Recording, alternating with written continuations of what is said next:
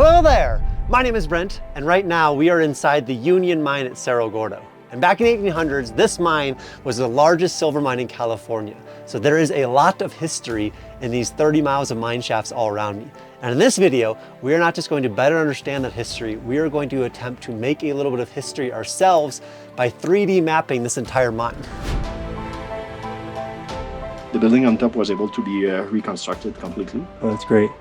And inside here, it's going to be more tricky. There it is. That is cool.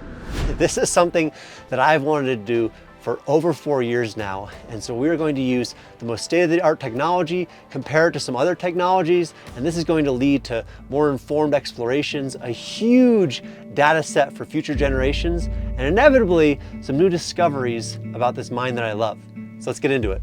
So I have been living up here at Cerro Gordo for over 4 years now, and I have wanted to map these mines since pretty much the day I moved up here to try to understand what am I missing when I was looking at these old static maps. Because I think that pursuit of context, that pursuit of history has been my guiding light since I first moved up here, and it has brought me all sorts of joy and meaning in my life that I never had before living at Cerro Gordo. Because I think these mines are important. I think the town of Cerro Gordo is important. I think that the history here is important, and preserving that for future generations is important as well. And right now, the main thing we have to work off of is this 1960s report from the USGS that goes over all the different mines here. And it's great. It's 60 pages that has put me on more adventures than anything else in my life, but it's not perfect. You know, these mines are actively collapsing every single day, and the technology has advanced so much in the past 60 years to allow us to do things like measure the distance and all this type of stuff. So this idea of 3D mapping has been one that I've wanted to do for a very long time, and I've been pursuing for a very long time. A couple years ago, the Corridor crew and Polycam came out here, and we did a little bit of mapping of the surface, and we did one mine shaft that wasn't connected into the Union Mine here. It was awesome. I remember I was so excited. I tried to do a lot of mapping myself after the fact, and just never got the results that I wanted. And so I was banging my head against the wall, but different people over the years would reach out and say, hey, we could help, we could help. And one of them was Bishop's University up in Quebec, specifically a professor named Bruno, who has a mine himself that's very comfortable with 3D mapping. And he was the first step in this multi-year journey to map these mines.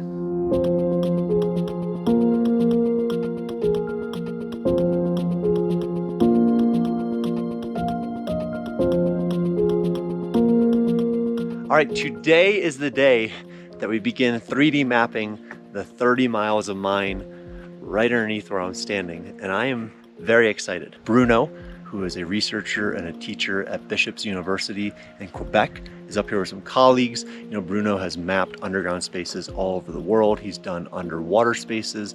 They got in really late last night. They're all down in the bunkhouse down there. So I think first thing today is we're gonna go down there, create some type of plan, what we're gonna do over the next 10 days, and hopefully start capturing history.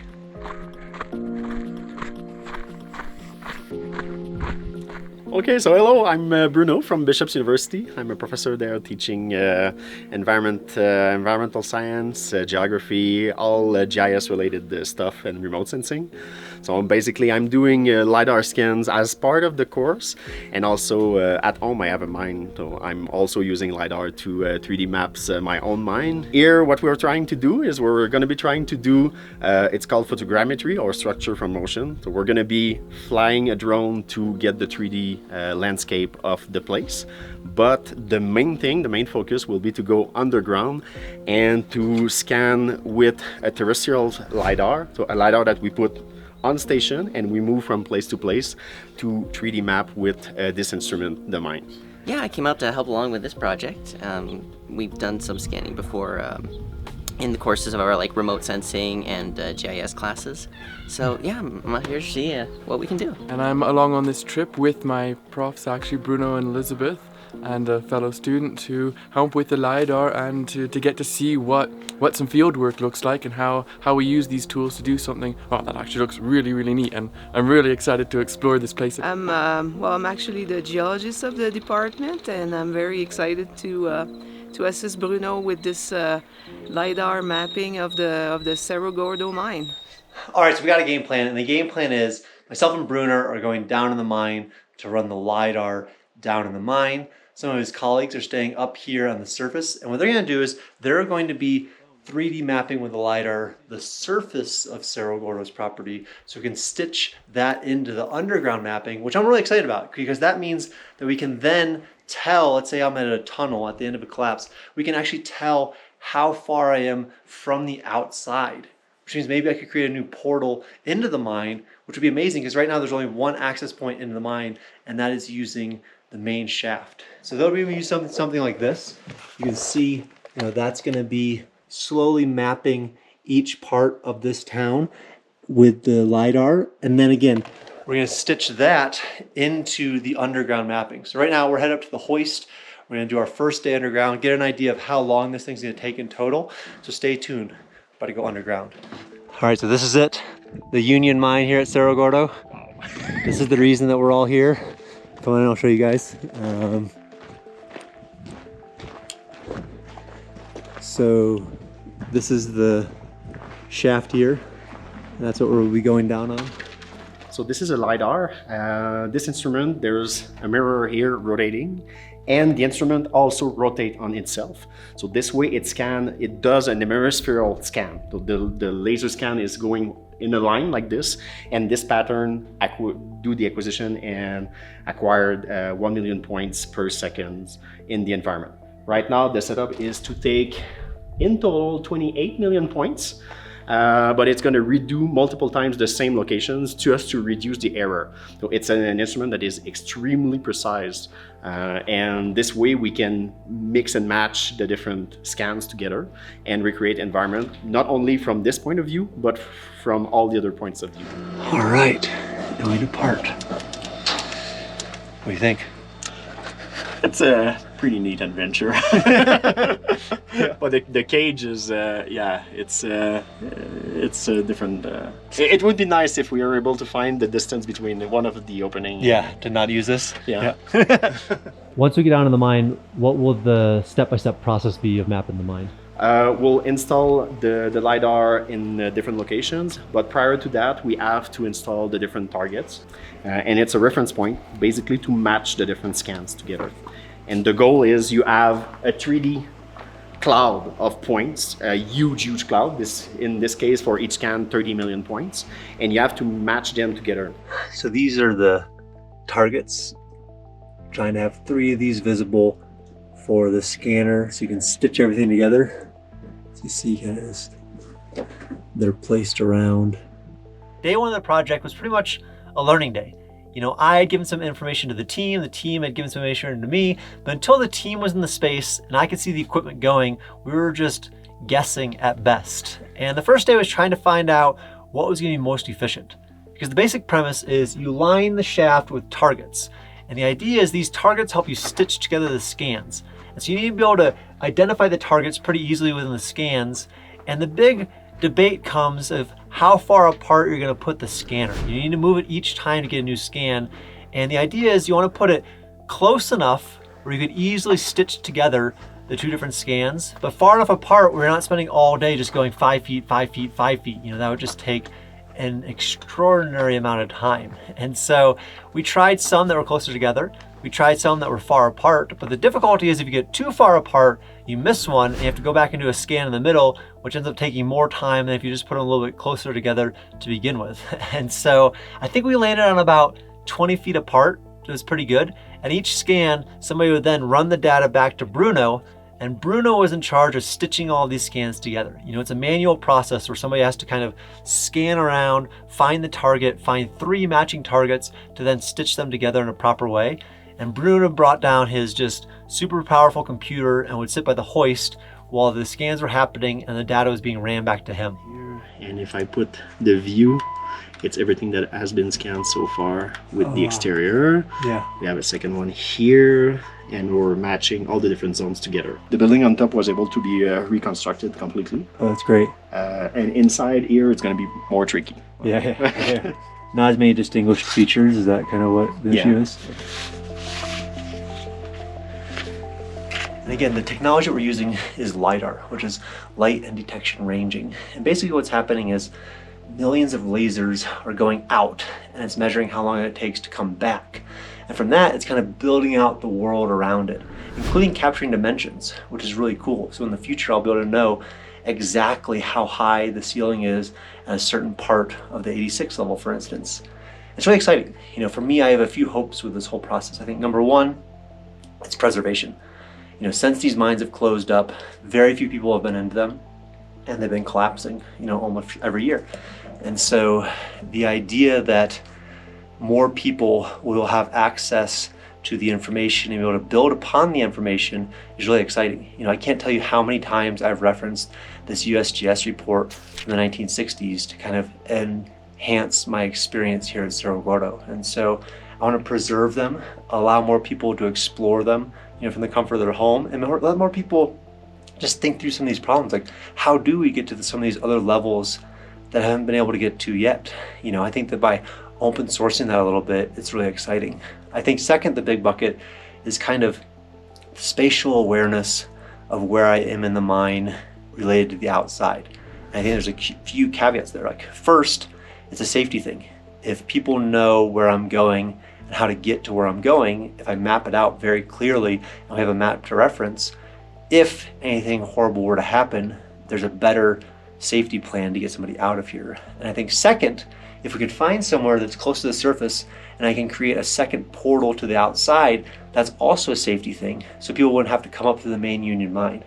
So it's all really exciting. You know, we're just at the 86 now, but as this thing gets pieced together and I'm watching it come to life, it's just really exciting.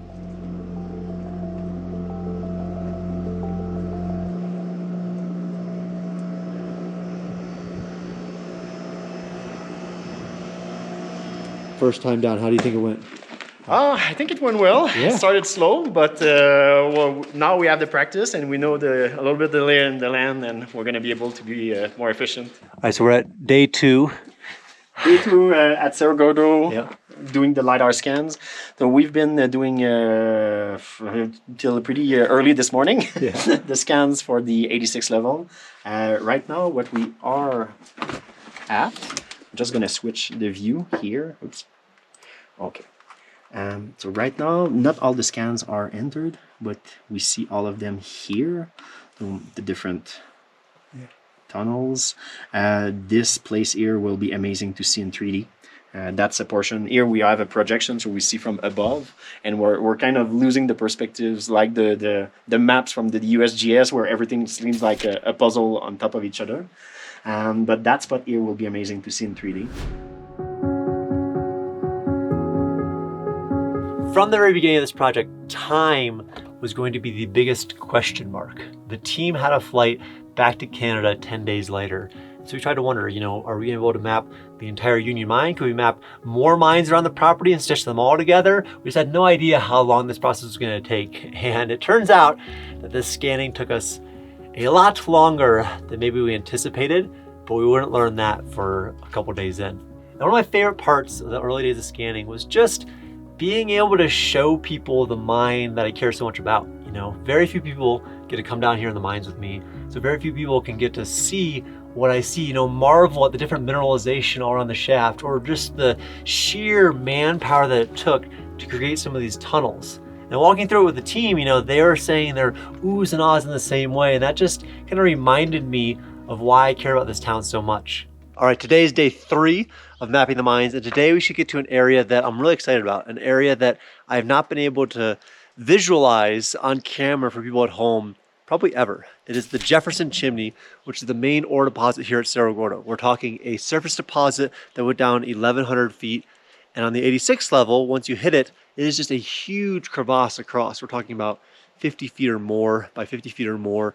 Anytime I use these cameras, it never really displays it fully. So I'm excited to go down there. We're going to 3D map it, integrate that into the 86. So finally we can start visualizing, you know, just how big of ore deposit this thing was.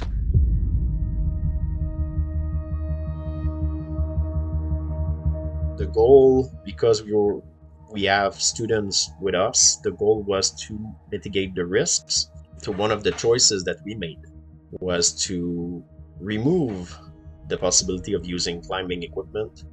So that's going to be super interesting in the mapping season 2 to go there with the right equipment and to rappel from the top and to put the LiDAR on, probably it's going to be on the timbers while we go down.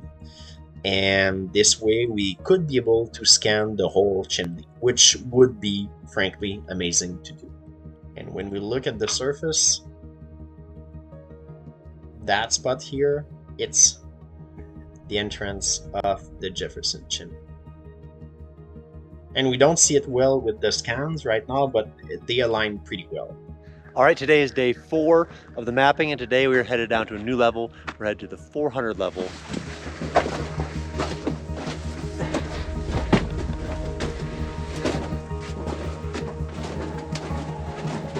So what do you think of this level so far? Well, I think we're going to be here at least 2 days. But no, it's a neat one. I'm really right now. I'm not able to do a picture in my head of all it's connected. Yeah. It looks like a labyrinth. Yeah. I'm really eager to put all of that back together to see. In front of a computer to have the big picture. Yeah. But it seems to be forever going in all directions. There's only half of it so far. Half of it? Yeah. Okay. So as I'm walking it, I remember that the 400 is much bigger than I remember. So this is going to be quite the excursion.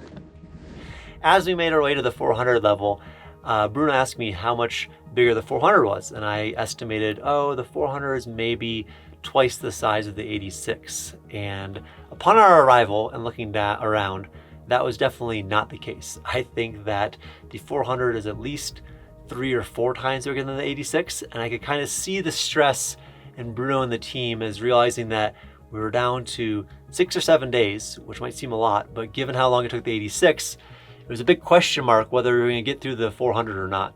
Okay, but when we started, the tunnels were a little bit all over the place, following out veins. Here it's really access tunnel, utility tunnels, so they're way easier to map, but at the same time there's a crazy amount of them. Yeah. When you say, it's twice the size, it's about 3 to 4 times. Yeah, at least probably. So we'll do the same thing, but it's easier to do, just more work. So we're gonna get going, and we took some food with us. We're gonna be here the whole day and radioing from time to time to make sure that everyone is safe. Yeah. What do you think? You think it's possible to map this level? Oh, for sure. Yeah. With the time that we have right now and the pace at which we are able to do the straight tunnels or the good tunnels, we're gonna be able to do it. And as the scans of the 400 progressed, I think the biggest limitation to LiDAR 3D scanning became evident to me, and that's in the usability. The scanners have progressed so much to be able to capture so much data with each scan that there isn't a good way to process that data. Bruno, who was using a computer with the fastest video games chip he could, the computer still crashed after very small segments of this scan. And so I think as the technology for the scanners has accelerated so much, the technology for the processing of that is kind of lagging behind. And I imagine over the coming years, that problem's gonna get solved. But it's one of those problems that going into it, I never realized. I never thought that, what do we do with these billions of points of data once we have them? But it's definitely something that became more and more clear as the model continued to grow. We are at day 8. We've done the 86 level completely. We've stitched pretty much everything up there. And now at the 400 level, we passed a few days now in the 400, and we have done about 500 LiDAR scans so far. The 400 is almost done. We have 3 tunnels that we want to finish. We hope that we're going to be able to finish today because we're leaving tomorrow. So that's going to be, we're going to see this evening. Yesterday was a big day. We went into the mine for 12 hours. And we're trying to do, probably we're going to be doing the same thing today. Maybe more, maybe less. Depends on the equipment. If we have no equipment failure, that's going to be great. And we should be able to finish the 400 level.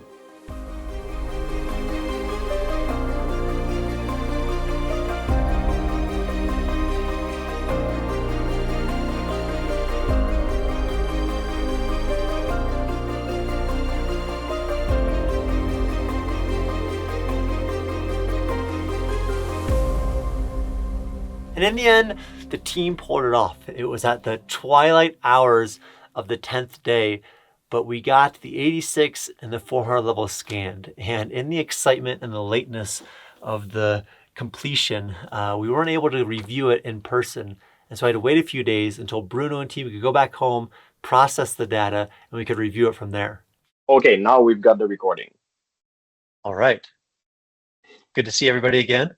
Yeah, I'm excited to see kind of the result of it all. I know that seeing it in patches is one thing, but the glimpses that I've seen so far look pretty sweet. And so I'm excited to see it all kind of tied together. Wow, there it is. That is cool.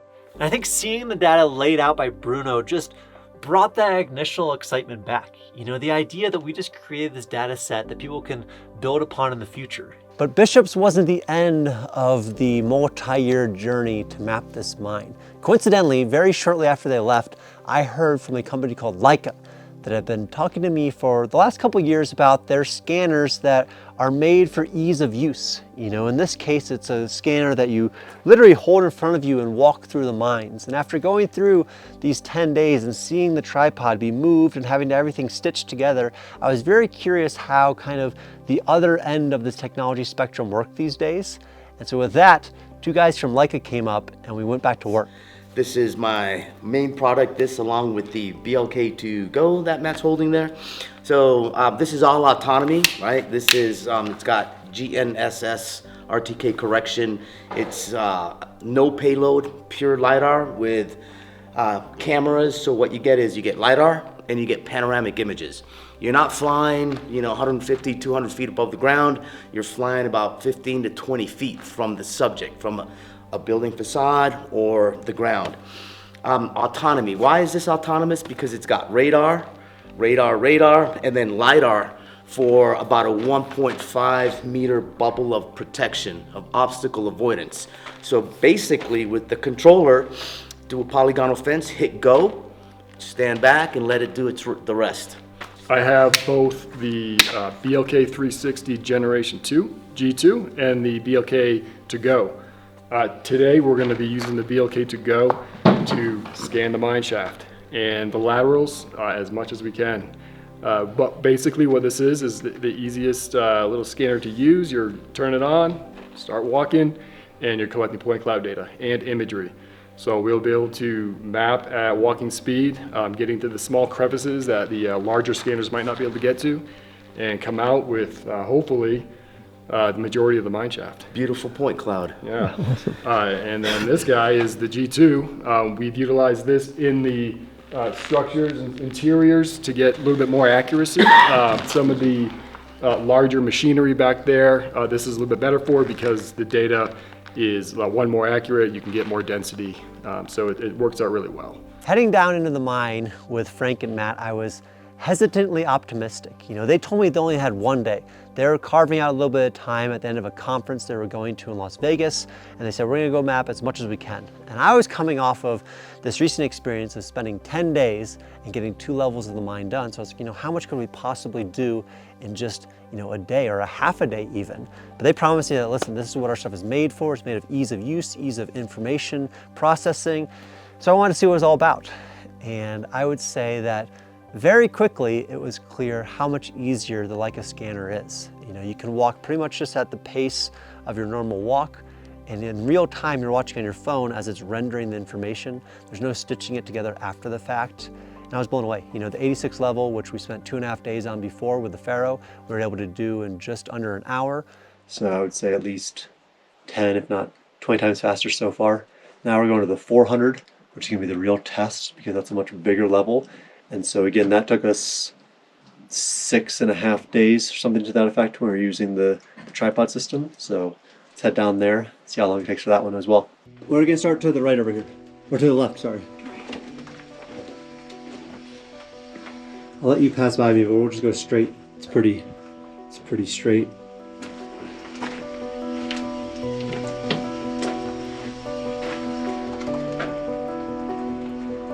That's cool.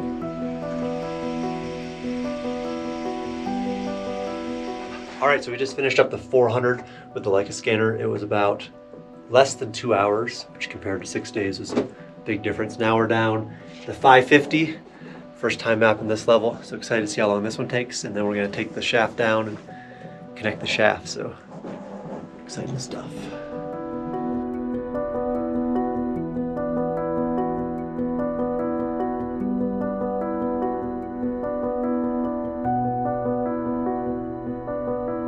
Yeah.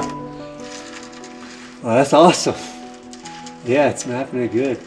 Wow. That's really cool that you can see it in real time. It saves a lot of frustration at the end because you don't go to the office and you're like, oh. Yeah. How'd it go? Went excellent.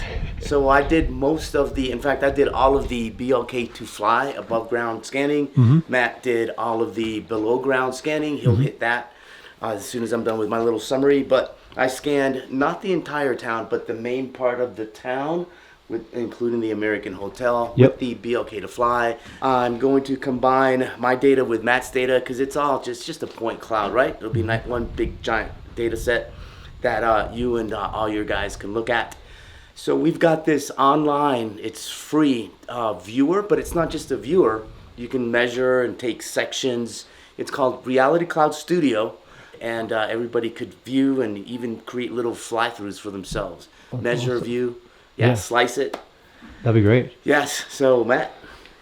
Cool, yeah, so Brent and I went down the shaft and managed to... The main shaft. The main shaft, and managed to scan with the BLK to go, 86, 400, and 550. 550, and then we went all the way down and scanned the remainder of the shaft. So we have those levels plus the entire shaft from top to bottom. And then on our way out, Frank and I are going to attempt to finish up scanning the road. Yeah. So it should be pretty cool. That's awesome. And so that is it. That is where the 3D mapping of Cerro Gordo's Union Mine stands. And I think like all history, this is gonna be something that just keeps getting built upon as it's been built upon already over the last few years here, which is why I'm really excited to get this out there. You know, I think somebody out there has a way to take this data and create something very cool. You know, I'm gonna link below to the data sets we have so far. You know, I'd love to figure out a way that we could have it even easier for somebody to walk through the mines or interact with them. Maybe a way to 3D print the mine that we have so far so visitors up here, you know, can look at it and truly understand the extent of the mine system that's underneath the town. You know, all of these things are possible now that we have this data set, and I think being very collaborative with it is going to lead to some really exciting results. I just have to thank everybody that was involved, you know, from Elizabeth, Bruno, Roderick, Henry from Bishop's University, you know, then we had Matt and Frank from Leica, all the way back to Ren from the Corridor crew, Chris from Polycam, you know, everybody kind of helped this dream become a reality, as well as all of you. You know, all of you made this possible too. You know, the continued interest in this town allows me to do these cool things, to do things that will hopefully preserve the history here for future generations. So I gotta say thank you to all of you as well. These last 4 years have just been amazing, and I feel like there's a lot of really cool things in store, not just for this 3D mapping information, but for the town in whole. So until next time, I hope you guys have a great week. I really appreciate all the support, and I'll see you then.